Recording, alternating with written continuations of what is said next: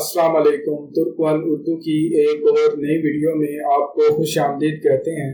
ناظرین، جیسا کہ آپ جانتے ہیں، ڈرز الطگل شاید ان چند ڈراموں میں سے ایک ہے جس سے اس کے مداحوں کے جذباتی تعلق ہیں۔ اس کے مداح اس قدر جوشیلے ہیں کہ اس ڈرامے کی کہانی اور کرداروں کے خلاف کچھ نہیں سن سکتے۔ اس ڈرامے کو انکمپیریبل کہتے ہیں۔ کورلس عثمان کے مداح کی تعداد بھی ارطغرل ڈرامے سے سوئچ ہوئی ہے، اور جیسا کہ آپ لوگ جانتے ہیں، ارطغرل کو ختم ہوئے کچھ ٹائم گزر چکا ہے اور کورلس عثمان کا بھی سیزن 4 ختم ہو چکا ہے۔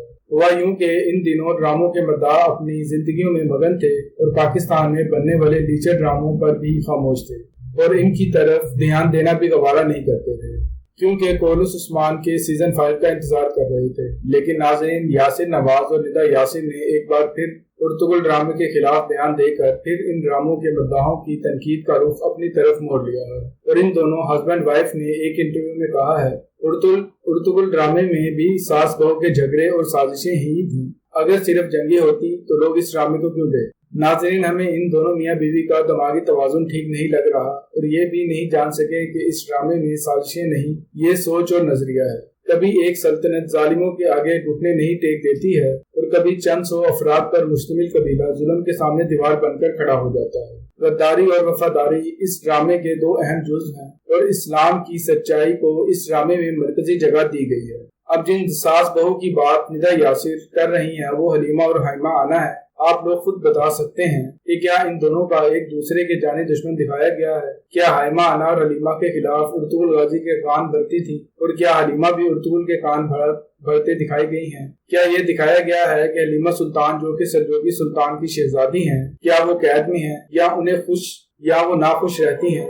کیا ارطغرل گھر کی عورتوں کی دشمنی میں پس رہا ہے؟ کیا اس ڈرامے میں فیملی ویلیوز نہیں دکھائی گئی؟ کیا حلیمہ اپنے بیٹے قندوز کو اپنی دادی کے خلاف بھڑکاتی ہے اور اسے رشتوں کا ادب نہیں سکھاتی اور ہر وقت سازشیں کرنے والا ذہن پاکستانی ڈراموں میں دکھایا جاتا ہے؟ تو کیا حلیمہ اور حائمہ آنا ویسی تھی؟ جواب آپ نے دینا ہے۔ آپ تو خود جانتے ہیں، پاکستان میں پاکستانی ڈراموں میں نہ تو سفاکیت کی کوئی جھلک ہوتی ہے اور نہ ہی گھر کو جوڑنے کی کوئی تربیت دکھائی جاتی ہے۔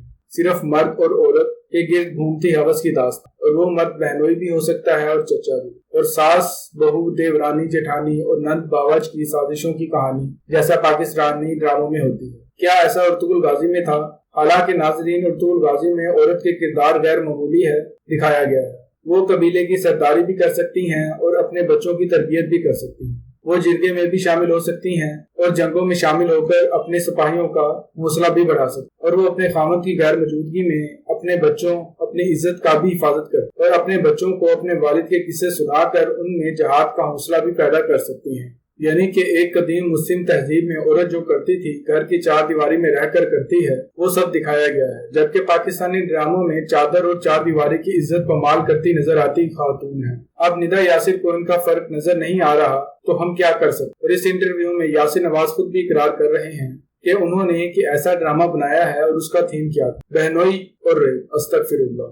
اور پھر ان جیسے لوگ کہتے ہیں کہ کیا ایسا ہوتا نہیں؟ تو کیا کسی جگہ پر گندگی ہو تو اسے اپنے منہ پر مل لینا چاہیے؟ کیا بیت الخلاء کا دیوار اس لیے نہیں بنانی چاہیے کہ نیچر ہے اور یہ نیچر کا حصہ ہے؟ ارطغرل غازی میں جنگیں اور سازشیں نہیں بلکہ بہترین کردار بھی تھا، ایک حد میں رہ کر رومانس بھی تھا، دلکش مناظر بھی تھے، سسپینس بھی بہترین اور اعلیٰ اور ڈائیلاگ بھی بہترین تھے، جنگی مہمات تھیں اور لڑائی تھی، سب سے بڑھ کر ایک مقصد اور مشن تھا۔ کیا پاکستانی ڈراموں کے کرداروں کی زندگی جیسا مقصد سوائے سازشوں کے دکھایا جاتا ہے؟ کیا یہ دکھایا جاتا ہے غربت زندگی کے چیلنجز میں کیسے نمٹا جائے، خود پر ہونے والے مظالم سے ہمت، حوصلہ اور صبر کیسے سیکھا جائے، ظلم اور جبر کے آگے کیسے ڈٹا جائے؟ ندا یاسر اور یاسر نواز کیا جانے ارطغرل غازی کے کرداروں میں جو اقبال کے شاہی نظر آتے ہیں، جس میں خودی جان بازی جیسی خوبی ہے۔ ارطغرل غازی کے کردار میں مسلمانوں کو اصل پہچان اور اصل مشن یاد دلایا ہے۔ اور اس ویڈیو کے آخر میں آپ کو مولانا جلال الدین رومی کا ایک واقعہ سنانا چاہوں گی جو انہوں نے اپنی کتاب میں لکھا۔ وہ کہتے ہیں کہ ایک شیر کا بچہ گم ہو گیا اور بھیڑوں میں کھیلنے لگ گیا۔ وہ شیر تھا لیکن بھیڑوں میں رہ گیا اور بھیڑوں جیسی حرکتیں کرنے لگا۔ ایک دن ایک بزرگ شیر نے دیکھا، کہنے لگا یہ ہے تو شیر لیکن بھیڑوں میں کیا کر رہا ہے؟ اس نے بچے کو پکڑا، کہا تو شیر ہے۔ بچے نے کہا میں تو بھیڑ ہوں۔ شیر نے کہا تو اور ہے، یہ لوگ اور ہیں، کیا تیری جنس اور ہے؟ اس بچے نے کہا مجھے کیا پتا لگے گا کہ میری جنس کیا ہے؟ اس شیر نے کہا میں تمہیں تمہاری جن سکھاتا ہوں۔ اس نے ایک بھیڑ کو مارا اور کھا گیا۔ بچے کو کہا میرا یہ عمل دیکھا؟ اس نے کہا جی دیکھا۔ پھر اس بچے کو ایک تالاب پر لے گیا اور کہا تالاب کے پانی میں دیکھو، تیری شکل میرے جیسی ہے۔ جب اس بچے نے پانی میں دیکھا تو پتہ لگا وہ بھی شیر ہے۔ اس نے کہا اب تو بھی جا اور ایک بھیڑ کو پکڑ لے اور کھا جا۔ مطلب یہ کہ وہ تو اس کی شیر والی ہی تھی مگر ماحول نے اسے بھیڑ بنا دیا تھا، یعنی اپنی اصل چہرہ دیکھتے ہی وہ شیر بن۔ امید کرتا ہوں ہماری آج کی ویڈیو آپ کو پسند آئی ہوگی۔ اپنی رائے سے کمنٹ سیکشن میں آگاہ کیجیے گا۔ ویڈیو کو لائک کرنا نہ بھولیے گا۔ اگر آپ نے ابھی تک ہمارے چینل کو سبسکرائب نہیں کیا تو کر لیں اور ساتھ لگے بیل آئیکن پر بھی کلک کریں تاکہ ہماری ہر آنے والی ویڈیو سے باخبر رہ سکیں۔